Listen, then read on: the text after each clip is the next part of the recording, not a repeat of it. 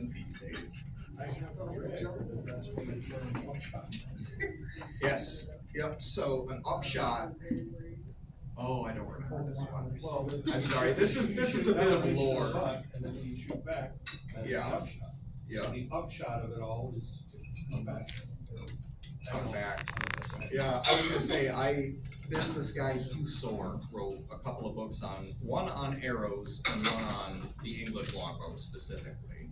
And he does mention that. He mentions all the terminology of the day and how it does play into our modern day.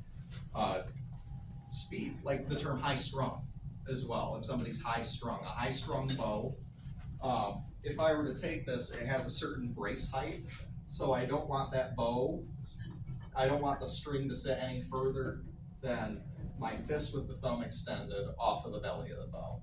If it's any higher than that, we start to rob the bow of cast, because the limbs are no longer moving as far forward and imparting as much energy to the arrow. So if you have a high-strung bow, oftentimes the arrows will shoot off in some directions, or you can break the nocks sometimes. So the term high-strung comes from that idea. Is there truth to the idea of the famous gesture that we use in this country? Yes. What gesture is that, Connor? Somebody What's a gesture? 2 fingers? Yes, the 2 fingers thing What gesture? I don't know. is so vested in lore and mythology at this point that I'm not entirely certain. I would like to think that that's just English humor and it kind of follows. But at the same time, the English are very good at telling a story. And when they come up with one, it doesn't die easy. And that's what I mean. I think they value a good story over the implications of being completely factual. So I'm willing to give it to them. I think so. People know. No, I don't. So, as opposed to a middle finger, if you're in England, you face somebody the back of your hand and separate these 2 fingers, and that's pretty much the equivalent. It's Because the French said if they Yeah, caught and an so- English longbowman, they would cut off his fingers. So the English took to making this gesture at the French. So that come get them. So that's the idea behind the lore. Come get Yeah. them, not yours. Yeah, Right. pretty much. Yeah, and it's. Never say I want 2 of those in English. Like that. There you go. An unthreatening 2 of some kind. Yeah, does anybody else have? Would there be any type of arrow capable of penetrating point mail? Yes. Early on.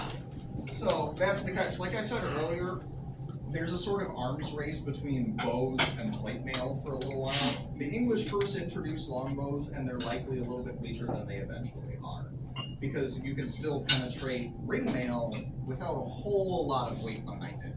So as people start wearing more plate and splint and brigandines and that kind of thing, you're presented with a problem in that you simply don't have the mass and the inertia to get through that kind of thing. So the bows get bigger and the arrows get bigger too. And by 1450, the average English longbow arrow is 1/2 of an inch in diameter, made of ash at the head end, and it's 3/8 of an inch at the end. It has 9 inches of fletching, and it weighs 1/4 of a pound with the head on it. So that's what they're chucking. It's a spear. Like I said earlier, I don't think I could even get one to fly out of that. It just kind of.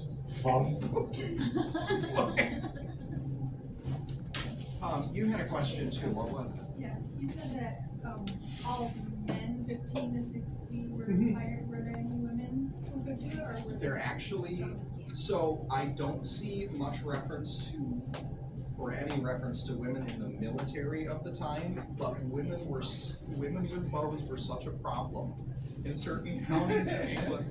That's how they described it. Okay, so while their men were away, women had little other means of defending castles and that kind of thing. So oftentimes we get them asking for crossbows or bows to help defend the house because there's brigands about and teenagers and whatever else that can rob you at the time. But we do see lots and lots of references to women using bows to defend their land. So we don't generally see them in combat. I've never read of women in combat, especially not with bows of that weight. And that's just the thing. I have seen women who can shoot a 70 or 80 pound bow. I've met very few people in general who can shoot something that's 130 pounds.